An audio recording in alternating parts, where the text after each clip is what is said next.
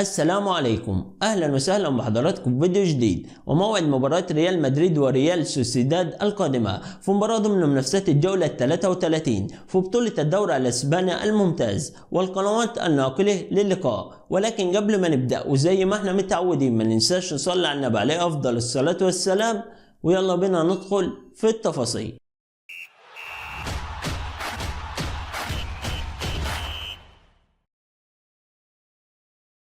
اهلا بكم من جديد. وموعد المباراة والقنوات الناقلة ان شاء الله هيواجه نادي ريال مدريد نادي ريال سوسيداد في مباراة ضمن منافسات الجولة 33 في بطولة الدوري الاسباني الممتاز. المباراة تكون يوم السبت المقبل الموافق 27 ابريل 2024 27/4/2024. المباراة تكون الساعة 8 مساء بتوقيت تونس والمغرب والجزائر، الساعة 9 مساء بتوقيت القاهرة والسودان، الساعة 10 مساء بتوقيت السعودية والعراق، الساعة 11 مساء بتوقيت قطر والامارات. ان شاء الله سوف تبث المباراة عبر قناة بي ان سبورت اتش دي 3. القناة الحاصلة على بث حقوق المباراة. وبكده نكون وصلنا لنهاية الفيديو من موعد المباراة والقنوات الناقلة. ما تنساش تدعمنا بلايك وتشترك في القناة وتفعل الجرس عشان يوصلك اشعار بكل جديد. ودي كانت حلقتنا، وانتظرونا في فيديو جديد.